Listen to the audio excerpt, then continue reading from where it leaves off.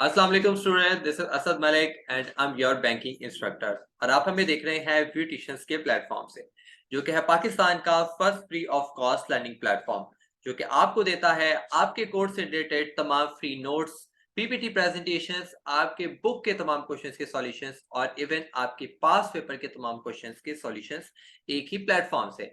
तो स्टूडेंट्स, अगर आप हमारे चैनल पर नए हैं, आपने हमारे चैनल को अभी तक सब्सक्राइब नहीं किया, तो इसे फौरन से सब्सक्राइब कीजिए और बेल आइकन को भी प्रेस कीजिए ताकि आने वाली तमाम लेटेस्ट अपडेट्स आपको मिलती रहें। तो स्टूडेंट्स, आज हम जिस टॉपिक के बाद बात करेंगे वो होगा हमारा चैप्टर 7 का lecture 1, that is bill of exchange, जो कि बहुत ज्यादा इंपॉर्टेंट टॉपिक है आपके एग्जाम के लिहाज से भी और आपके रियल लाइफ में भी इसका काफी ज्यादा इंपॉर्टेंट इम्पैक्ट होगा इंशाल्लाह आने वाले टाइम पे। तो आपने वीडियो को एंड तक देखना है। हम लोग लेक्चर को स्टार्ट करते हैं और आपके साथ लेक्चर को डिस्कस भी करते हैं और आपको बताते हैं कि इसको अपने प्रैक्टिकल लाइफ में किस तरीके से ये आपके लिए इस्तेमाल हो सकता है। स्टूडेंट्स, आज हम इस लेक्चर में हम लोग डिस्कस करेंगे definition of bill of exchange, what are the essentials of bill of exchange और kinds of bill of exchange को। तो सबसे पहले हम देखते हैं कि बिल ऑफ एक्सचेंज एक्चुअली है क्या। ठीक है, तो बिल ऑफ एक्सचेंज बेसिकली एक नेगोशिएबल इंस्ट्रूमेंट होता है।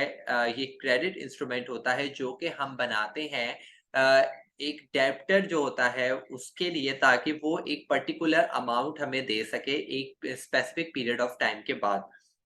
इसको आपको एक एग्जांपल के साथ समझाता हूँ, आपको ज़्यादा अच्छे से चीज़ समझ में आएगी कि अगर फॉर एग्जांपल एक मिस्टर ए हैं, उन्होंने ऑर्डर किया है मिस्टर बी को to pay 1 lakh rupees for 90,000 rupees after date and mister B accept this order by signing his name, then it will be a bill of exchange. मतलब कि अगर mister A है और मिस्टर बी है, उनके बीच में transaction हुई है या उन्होंने कोई बिजनेस ट्रांजैक्शन की है या उन्होंने एक दूसरे से कोई चीजें खरीदनी थी, तो मिस्टर ए ने मिस्टर बी को एक बिल बना के भेजा कि ये बिल है 1 लाख रुपीस का, ये आपने 90 डेज मतलब कि 3 मंथ्स के बाद आपने ये बिल जो है मुझे पे करना है। और ये पेमेंट है। ठीक है, तो उसके अंदर चीजें जो होंगी वो मिस्टर बी के पास जाएंगे। मिस्टर बी इसको देखेगा, अगर मिस्टर बी को ठीक लगेगा कि हाँ इसने मुझे टाइम भी ठीक दिया है, पेमेंट भी इतनी ही है, तो वो उसको साइन करेगा कि हाँ ठीक है मैं इसको एक्सेप्ट करता हूँ। मिस्टर बी का एक्सेप्ट करना यहाँ पे ज़रूरी है। अगर मिस्टर बी एक्सेप्ट नहीं करता तो वो जो हमारा बिल ऑफ एक्सचेंज है वो इनवैलिड कहलाता है।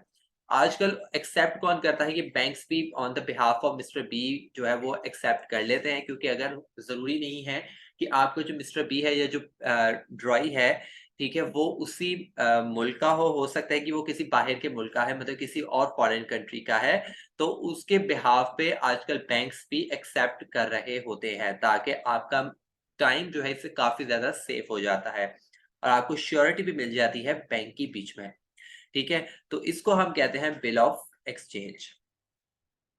अच्छा, essentials of bill of exchange क्या होता है कि कौन से ऐसे एसेंशियल्स हैं जिसके बिना पर हम कह सकते हैं कि ये बिल ऑफ एक्सचेंज जो है ये वैलिड है, ये ठीक है, जिस इसके अंदर ये चीज़ें मौजूद होना ज़रूरी है। तो सबसे पहले क्या होना चाहिए? Bill of exchange must be formed in writing. हम इसको वर्बली जो है वो नहीं बना सकते, कि हम लोगों ने बस मुँह से बोल दिया, मुँह ज़बानी कर दिया कि बिल ऑफ मतलब कि इस फलां तारीख को तुम मुझे इतनी पेमेंट दे देना, then it will not be considered as bill of exchange. उसके बाद bill of exchange is an order not a request और प्रॉमिस। ये एक ऑर्डर होता है अपने बायर को ये बोलना कि आपने मुझे इस फलां तारीख को पैसे देने हैं। ठीक है, ये कोई प्रॉमिस नहीं है, ये कोई रिक्वेस्ट नहीं कर रहे हैं, क्योंकि रिक्वेस्ट और प्रॉमिस आप किस में कर रहे होते हैं? रिक्वेस्ट आप लेटर ऑफ क्रेडिट में कर रहे होते हैं और प्रॉमिस आप किसके अंदर कर रहे होते हैं? प्रॉमिसरी नोट के अंदर। तो ऑर्डर क्या होता है? Bill of exchange. और चेक भी is a form of order ही होता है, जो कि आप बैंक को कर रहे होते हो कि हमारा जो भी फला बंदा आएगा उसको आपने इतनी पेमेंट देनी है। ठीक है, तो ये बिल ऑफ एक्सचेंज भी एक चेक की तरह ही काम कर रहा होता है कि जैसे चेक की पेमेंट हो रही होती है, इस तरह बिल ऑफ एक्सचेंज की भी चेक की तरह ही पेमेंट हो रही होती है। मतलब ये उसकी उसके साथ काफी इसकी सिमिलैरिटीज होती है। जो चेक की कैरेक्टरिस्टिक्स होती है, बिल ऑफ एक्सचेंज की भी काफी ज्यादा कैरेक्टरिस्टिक्स वो सिमिलर होती हैं चेक की तरह। उसके बाद है there should not be any condition. ये अनकंडीशनल होना चाहिए, इसमें कोई कंडीशन नहीं लगी होनी चाहिए कि कि अगर पेमेंट है 1 लाख रुपीस की, तो वो 1 लाख रुपीस का ही बिल ऑफ एक्सचेंज होगा। उसके अंदर ये नहीं कि 50,000 तो पहले दे देना, 50,000 बाद में दे देना, ये करोगे तो ही पेमेंट मिलेगी। तो इस तरह की कंडीशंस बीच में नहीं होनी चाहिए। पेमेंट के मामले में पेमेंट फुल ही आगे ट्रांसफर होगी, ठीक है। It should certain the order to the person who is payable. ये जो है ये उसी बंदे के नाम पे बनाया जाए जो कि इसका पेबल है एक्चुअली, ठीक है, जिसको ये पेमेंट मिलनी है, ठीक है। उसके बाद it should be for a certain date और ऑन डिमांड, और इसके ऊपर स्पेसिफिकली डेट लिखी होनी चाहिए, मेंशन होनी चाहिए। अगर ये डेट नहीं लिखी होगी तो वो इनवैलिड बिल ऑफ एक्सचेंज कहलाएगा। तो इट मीन्स कि वहां पे स्पेसिफिक डेट होनी चाहिए, 3 मंथ 4 मंथ। तो ये शॉर्ट टर्म होता है, तो इसकी जो है डेट ज्यादातर यही होती है कि ये 6 मंथ्स के अंदर अंदर का टाइम इसके अंदर मौजूद होता है, इससे ज्यादा लोग नहीं बनाते हैं, ठीक है। तो 6 मंथ्स या मैक्सिमम 7 मंथ्स टू 8 मंथ्स का होता है, ठीक है। ये साल से ज्यादा का नहीं होता है। उसके बाद है हमारे पास kinds of bill of exchange. इसको हम लोगों ने कैटेगराइज किया है किसमें, प्लेस में, टाइम में और डॉक्यूमेंट्स वगैरह में। तो सबसे पहले हम डिस्कस करते हैं कि अगर हम प्लेस की बात करते हैं कि बिल ऑफ एक्सचेंज अगर प्लेस के लिहाज से बनाया जाए तो उसकी कौन सी काइंड्स होंगी। Inland bill of exchange. अगर इनलैंड मतलब कि अगर एक बायर और सेलर दोनों सेम कंट्रीज के हैं, मतलब कि मैं भी पाकिस्तान का हूँ और मेरा बायर भी पाकिस्तान का है, तो जो अगर हम दोनों एक दूसरे के साथ ट्रांजैक्शन करते हैं, बिल ऑफ एक्सचेंज को बनाते हैं, तो उसको हम इनलैंड बिल ऑफ एक्सचेंज कहते हैं। फॉरेन बिल उसको कहते हैं जिसके अंदर जो सेलर है वो एक कंट्री का है और जो बायर है वो दूसरी कंट्री का हो सकता है, ठीक है। तो इसके अंदर क्या होगा, इसको हम फॉरेन बिल कहते हैं। बिल इन सेट्स, अगर इसके अंदर ये होता है कि multiple of bill of exchange जब बनाए जाते हैं एक ही बायर के लिए, ठीक है। बिल इन सेट्स, इसके नाम से ही पता चल रहा है कि एक ही बायर को या एक ही सेलर को, जो सेलर ने कोई multiple of numbers of bill of exchange बनाए हैं एक ही इंसान के लिए, तो उसको हम बिल्स इन सेट्स में कहते हैं, ठीक है। इससे हमारा टाइम बचता है, ठीक है, और ये इससे श्योरिटी भी काफी ज्यादा बढ़ जाती है। उसके बाद है बिल बाय टाइम, ठीक है। अच्छा, बिल ऑफ सेट्स में ये भी एक चीज आपको बता दूं कि अगर फॉर एग्जांपल अगर मैंने मिस्टर बी के साथ कोई 5-6 ट्रांजेक्शन्स की हैं, ठीक है, और उनको 5-6 एक साथ मैंने ट्रांसफर कर दिए हैं बिल, क्योंकि उनसे अलग अलग अलग मैंने बिल बनाए थे, और उनको एक साथ मैं भेज देता हूँ एक्सेप्ट करने के लिए कि आप इसको देख लें और इसके आपके ऊपर साइन चाहिए होंगे। तो अगर वो रास्ते में अगर वो मिसप्लेस हो जाते हैं, लॉस्ट हो जाते हैं, तो सिर्फ वही एक्सेप्ट होंगे जो कि आगे से सिग्नेचर होकर आते हैं। आपके पास जो पहुंचेंगे सिग्नेचर होकर, सिर्फ वही बिल वैलिड होगा। जो मिसप्लेस हो गया वो उसको वो मिस मतलब कि वो डिसऑनर हो जाएंगे, वो इनवैलिड हो जाएंगे, वो बीच से कट जाएंगे। तो सिर्फ वो फिर आपको दोबारा से वो बनाने पड़ेंगे, ठीक है। बिल जो कि इनवैलिड हो गए या जो मिसप्लेस हो गए, लॉस्ट हो गए, तो वो आपको दोबारा बनाने पड़ते हैं। तो जो सिर्फ आगे से साइन होके आएगा, एक्सेप्ट होकर आएगा, सिर्फ वही आप उसको कंसिडर करेंगे बिल को। बिल बाय टाइम, अगर आप टाइम के लिहाज से देखा जाए तो हमारे पास दो मौजूद होते हैं, डिमांड और साइड बिल और टाइम बिल, ठीक है। डिमांड आपको मैंने बोला ना कि डिमांड एक डिमांड पे होता है और एक टाइम पे होता है। तो डिमांड वो होता है जो कि आपको बना के दिया गया है और उसी टाइम आपने रिसिप्ट उसकी एज सुन एज पॉसिबल आपने पेमेंट करनी होती है उसी टाइम पे, ठीक है। आपको दिया, आपने एक दो उसके जैसे ही आपके पास पहुंचा आपने साइन किया और 1-2 दिन के अंदर आपने उसकी पेमेंट कर दी। लेकिन टाइम बिल के अंदर क्या होता है कि आपको एक फ्यूचर डेट दी जाती है, ये as a short term loan आप होता है, तो इसकी 3 मंथ 4 मंथ 5 मंथ 6 मंथ तक इसकी वैलिडिटी होती है, ठीक है। उसके बाद kinds bye documents.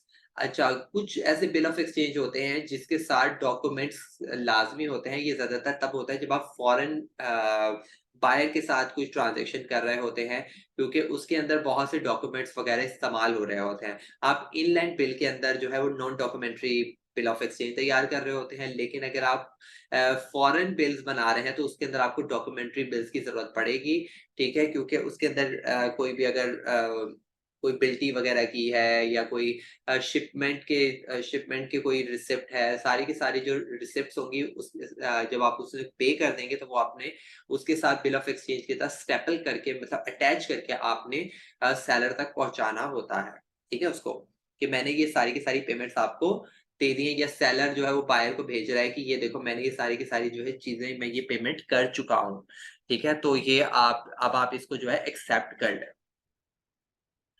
Kinds bye payments, इसमें भी दो टाइप्स होती हैं, एक होता है बेयरर बिल और ऑर्डर बिल। अच्छा, इसका भी जैसे आपको बिल टाइप्स ऑफ बिल्स में मैंने समझाया था कि बेयरर चेक कौन सा होता है, चेक टाइप्स ऑफ चेक्स में बताया था कि बेयरर चेक वो होता है कि चेक जिसके हाथ में होगा वो उसको कैश करवा सकता है, ठीक है। तो इसमें भी यही है कि बिल ऑफ एक्सचेंज जिसके हाथ में होगा वो उसको कैश करवा सकता है, वो ही उसका पेई होगा, ठीक है, मतलब उसी को पेमेंट मिलेगी जिसके हाथ में ये बिल ऑफ एक्सचेंज होगा। ऑर्डर बिल क्या होता है कि ये स्पेसिफिक होता है कि जिस इंसान का नाम लिखा होगा बिल ऑफ एक्सचेंज में, सिर्फ ये उसी को ही पेमेंट मिलेगी और किसी को नहीं मिलेगी, ये ट्रांसफर नहीं होती है, ठीक है। जैसे क्रॉस चेक में होता है कि अगर फॉर एग्जांपल किसी बंदे का नाम लिखा हुआ उसके अंदर स्पेशल, तो सिर्फ वो उसी बंदे को पेमेंट मिलेगी, इसके अलावा किसी और को नहीं मिलेगी, ठीक है। उसके बाद है अदर काइंड्स के अंदर क्या होता है कि ट्रेड बिल होता है और एकोमोडेशन बिल होता है। ट्रेड बिल क्या होता है कि जो कि आप स्मॉल ट्रांजेक्शंस कर रहे होते हैं, कोई अगर आपने किसी से गुड्स खरीदी हैं, जो कि most common type of bill होता है कि अगर आपने किसी से सोल्ड मर्चेंडाइज वगैरह खरीदी है, अपने सामान कोई खरीदा है, तो वो आपको बिल ऑफ एक्सचेंज बना के दे देता है। तो फॉर अ टाइम 1 महीने 2 महीने के लिए या कुछ टाइम दिनों के लिए भी बना के दे सकता है, ठीक है, तो उसको हम ट्रेड बिल कहते हैं। एकोमोडेशन बिल क्या होता है, ये थोड़ा सा डिफरेंट चीज है, इसको आप गौर से समझिएगा कि ये सॉर्ट ऑफ लोन की तरह इसको आप कह सकते हैं, कंसिडर कर सकते हैं कि, लेकिन ये होता है कि अगर ये आप उसी को बना के देते हैं जिसके साथ आपके रिलेशनशिप काफी अच्छे होते हैं, आपके ताल्लुकात अच्छे होते हैं, आप उसको जानते होते हैं और आप उसको एक फेवर दे रहे होते हैं। ये होता ये है कि अगर मेरा दोस्त है, मैं मिस्टर ए हूँ और मेरा दोस्त जो है वो मिस्टर बी है, और मुझे मिस्टर ए से मैं मिस्टर ए के पास जाता हूँ, मैं कहता हूँ कि मुझे कुछ 10,000 रुपए की जरूरत है, मुझे तुम लोन दे दो, मतलब कि मुझे इतने पैसे दे दो। तो मिस्टर बी कहता है कि यार मेरे पास अभी पैसे ही नहीं है, मेरे पास खुद पैसे नहीं है, मैं तुम्हें कहाँ से दूँ? लेकिन वो मिस्टर ए की हेल्प करना चाहता है कि मिस्टर ए क्योंकि उसका दोस्त है, वो चाहता है कि वो किसी और से क्यों माँगे जब उसका दोस्त उसको हेल्प कर सकता है। तो वो उसको बिल ऑफ एक्सचेंज बना के देगा, उसको एज़ अ डमी ये चीज़ शो करवाई जाएगी कि इसने मेरे साथ कोई ट्रांज़ैक्शन की है, हमारे बीच में कोई बिज़नेस ट्रांज़ैक्शन हुई है, ठीक है? और जो है मैं ये फलाँ बंदा जो है मुझे इस तारीख को इतने पैसे दे देगा, मतलब मैं उसको बिल ऑफ एक्सचेंज बना के दूँगा 10,000 रुपए का, वो उसको साइन करेगा और मतलब वो मेरा जो मतलब मैं जो हूँ मैं उसका बायर बन जाऊँ, मैं सेलर बन जाऊँगा और वो मेरा बायर बन जाएगा। अब मैं वो बैंक के पास जाऊँगा, बैंक के पास जाके मैं अपना बिल जो है वो डिस्काउंट कराऊँगा, मतलब अपना उसको सेल कर दूँगा बैंक को, बैंक उसके बिहाफ़ पे मुझे कुछ पैसे दे देगी जितने का बिल होगा, अपने डिस्काउंट मतलब अपने चार्जेस डिडक्ट करने के बाद। अगर वो 10,000 रुपए का था तो मुझे हो सकता है बैंक जो है वो 8,000 9,000 रुपए मुझे डिस्काउंट करके वो बिल ऑफ एक्सचेंज मुझे दे दे। अब क्या होगा कि बैंक जो है वो अगर वो 2 महीने की वैलिडिटी थी, 3 महीने की वैलिडिटी थी, वो 3 महीने के बाद मेरे दोस्त के पास जाएगा, मतलब मिस्टर बी के पास जाएगा, बोलेगा कि अब आपका जो ये बिल ऑफ एक्सचेंज है मैच्योर हो चुका है, अब हमारी पेमेंट दे दें। तो अब मेरा ये फर्ज होगा कि मैं उस 3 महीने से पहले जाकर वो मिस्टर बी को वो पेमेंट कर दूं, क्योंकि जो उसने बिल ऑफ एक्सचेंज बनाया था, क्योंकि मैंने उससे कुछ चीजें तो नहीं खरीदी थी, ठीक है, कि जो मैं उसकी जिम्मेदारी उसी की जिम्मेदारी होगी बैंक को पैसे देना। तो मैंने तो उससे एज अ लोन लिया था, ठीक है, तो मैं उसको उस 3 महीने से पहले मैं उसको वो पैसे रिटर्न कर दूंगा, ताकि जब बैंक उसके पास पेमेंट लेने के लिए आए तो उसके पास ऑलरेडी पैसे हों बैंक को देने के लिए। तो इस तरीके से ये एकोमोडेशन बिल बनाया जाता है, ये स्पेशल टाइप ऑफ बिल होता है ये। आपको मैंने जैसे बताया कि सिर्फ फ्रेंडशिप में या कुछ अच्छे कॉन्टेक्स्ट के लिए और अपने रिलेशनशिप्स को बिल्ड करने के लिए किया जाता है। इसका कोई बिजनेस ट्रांजैक्शन में इतना वो नहीं है कि मतलब कि ऐसा नहीं हो सकता कि अगर कोई किसी को आप जानते नहीं है लेकिन आप उसको लोन देना चाह रहे हो तो आप ये बनाएंगे नहीं, क्योंकि इसमें रिस्क काफी हाई होता है। तो ये था आज के टॉपिक पे। इंशाल्लाह स्टूडेंट्स हम आपके साथ मिलेंगे नेक्स्ट वीडियो में नेक्स्ट टॉपिक के साथ। अगर आपको कोई चीज़ समझ में नहीं आई है, कोई चीज़ें मिस हो गई हैं, तो आप हमारी स्क्रीन पे हमारे व्हाट्सएप कम्युनिटी का लिंक मौजूद है, वहाँ पे आप हमें जॉइन कर सकते हैं और वहाँ पे आप आके आके हमसे क्वेश्चन कर सकते हैं। हम कोशिश करेंगे आपके सवालों को कंसिडर करें और एज़ सून एज़ पॉसिबल आपके सवालों का जवाब दे सकें। तो नेक्स्ट वीडियो में हम आपके साथ डिस्कस करेंगे parties of bill of exchange के बारे में बात करेंगे। ठीक है, हम आपके साथ बात करेंगे कि डिसऑनर ऑफ बिल की कौन सी ऐसी सिचुएशन होती है जिसमें हमारा बिल जो है वो डिसऑनर हो सकता है, जैसे कि चेक भी डिसऑनर हो जाता है, कि मतलब कैसे वो रिजेक्ट हो जाता है। ठीक है, उसके बाद हम नोटिस के बारे में पढ़ेंगे कि नोटिस क्या होता है बिल ऑफ मतलब कि जब कोई डिसऑनर होता है तो उसका नोटिस भी बनाया जाता है, और नोटिंग एंड प्रोटेस्टिंग। तो ये बहुत इंपॉर्टेंट टॉपिक है आप इस चैप्टर में, तो वो इंशाल्लाह हम नेक्स्ट वीडियो में देखेंगे, तो आपने नेक्स्ट वीडियो जरूर देखें। तब तक अपना ख्याल रखें स्टूडेंट्स, अल्लाह हाफिज।